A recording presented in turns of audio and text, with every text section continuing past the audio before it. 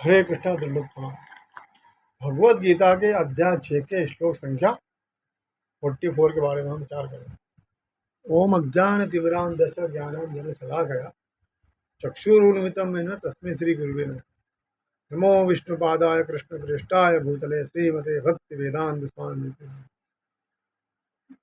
नमस्ते सरस्वती देवे गौरव प्रचारणे निर्विशेषा शून्यवादी पाश्चात्य देश तारणे। जय श्री कृष्ण चैतन्य प्रभु नित्यानंद श्री अद्वैत गदाधर श्रीवासादि गौर भक्त।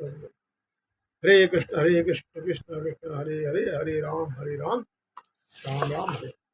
श्लोक संख्या 44। भगवान बताते हैं, पूर्याभ्यासेन तेनेव ह्रियते ह्यवशोऽपि सः जिज्ञासुरपि योगस्थ शब्द ब्रह्मापि वर्तते। यानी अपने पूर्व जन्म की देवी चेतना से वह न चाहते हुए भी स्वतः योग के नियमों की ओर आकर्षित होता है। ऐसा जिज्ञासु योगी शास्त्रों के अनुष्ठानों से परे स्थित होता है।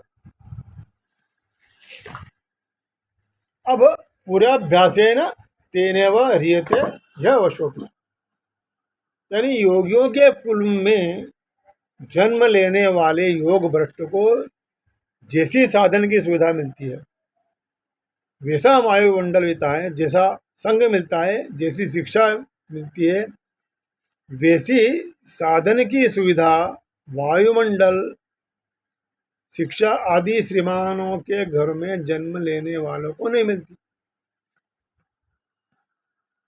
परंतु स्वर्ग आदि लोकों में जाने से पहले मनुष्य जन्म में कितना योग का साधन किया है, सांसारिक भोगों का त्याग किया है, उसके अंतःकरण में जितने अच्छे संस्कार पड़े हैं, उस मनुष्य जन्म में किए हुए अभ्यास के कारण ही भोगों में आसक्त हुआ भी वह परमात्मा की तरफ आकर्षित हो जाता, खींच जाता। अवशो अपि कहने का मतलब है कि वह श्रीमानों के जन्म घर में जन्म लेने से पहले बहुत वर्षों तक स्वर्ग आदि लोकों में रहा है। वहां उसके लिए भोगों की बहुतायत रही है, और यहाँ श्रीमानों के घर में भी भोगों की बहुलता है, सुख सुविधा है। उसके मन में जो भोगों की आसक्ति है वह अभी सर्वथा मिटती नहीं है, इसलिए वह भोगों के परवश हो जाता है।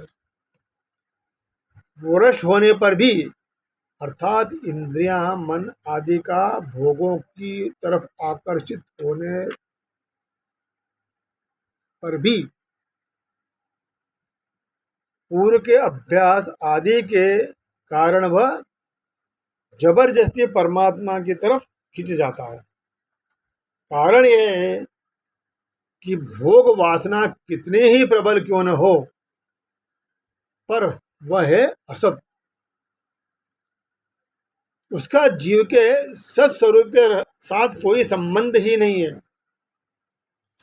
जितना ध्यान आदि साधन है, साधन के जितने संस्कार है, वे कितने ही साधारण क्यों न हो, पर वे सत्य, वे सभी के सत्स्वरूप के अनुकूल हैं। इसलिए ये संस्कार भोगों के परवश हुए योग भ्रष्ट को भीतर से खींचकर परमात्मा की ओर अपना उसका ध्यान लगा देते हैं। इस प्रकरण में अर्जुन का प्रश्न था कि साधन में लगा हुआ शिथिल प्रयत्न करने वाला साधक अंत समय में योग से विचलित हो जाता है, तो वह योग की सिद्धि को प्राप्त न होकर किस गति को जाता है। इसके उत्तर में भगवान ने कहा कि इस लोक में और परलोक में योग भ्रष्ट का पतन न होने की बात इस श्लोक के पूर्वार्ध तक कई आदेश लोग। अब इस श्लोक के उत्तरार्ध में योग में लगे हुए योगी की वास्तविक महिमा कहने के लिए योग के जिज्ञासु की महिमा कहते हैं। जब योग का जिज्ञासु भी वेदों में कहे हुए सकाम कर्म और उसके फलों का अतिक्रमण कर जाता है, अर्थात उनसे ऊपर उड़ जाता है, फिर योग भ्रष्ट के लिए तो कहना है क्या, अर्थात उसके पतन की कोई संभावना नहीं रहती है, कोई शंका नहीं रहती। वो योग में प्रवृत्त हो चुका आता तो उसका उद्धार जरूर होगा।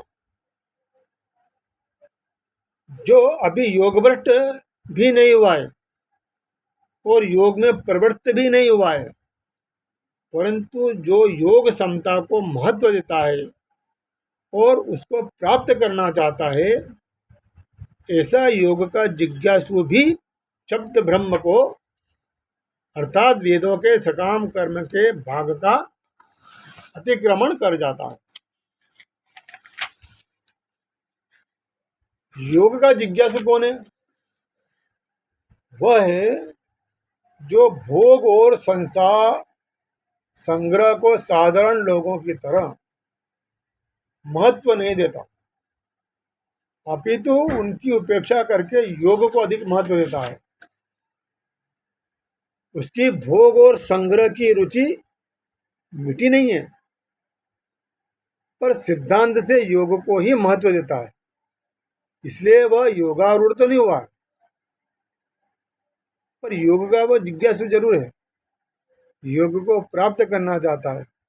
इसे जिज्ञासा मात्र का यह महात्म्य है कि वह वेदों में कहे सकाम कर्मों से और इनके फल से ऊंचा उड़ जाता है। इससे सिद्ध होता है कि यहाँ के भोगों की ओर संग्रह की रुचि सर्वथा मिटा न सके और तत्परता के योग में भी न लग सके, उसकी भी इतनी महत्व है। तो फिर योग भ्रष्ट के विषय में तो कहना है क्या? ऐसी बात भगवान ने दूसरे अध्याय में कही गई है कि योग समता का आरंभ भी नष्ट नहीं होता और उसका थोड़ा सा भी अनुष्ठान महान भय से रक्षा करता है, अर्थात कल्याण कर देता है। फिर जो योग में प्रवृत्त हो चुका है उसका पतन तो हो ही नहीं सकता, उसका तो कल्याण ही होगा। इस प्रकार हम देखते हैं कि यदि साधक प्रारंभ में समता को प्राप्त न भी कर सके तो भी उसको अपनी रुचि का उद्देश्य समता प्राप्ति का ही रखना चाहिए।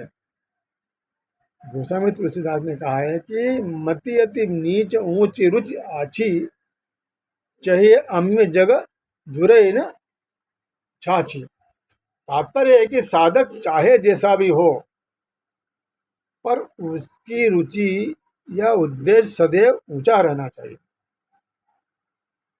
साधक की रुचि या उद्देश्य की लगन जितनी तेज तीव्र होगी उतनी जल्दी उसके उद्देश्य की सिद्धि होगी।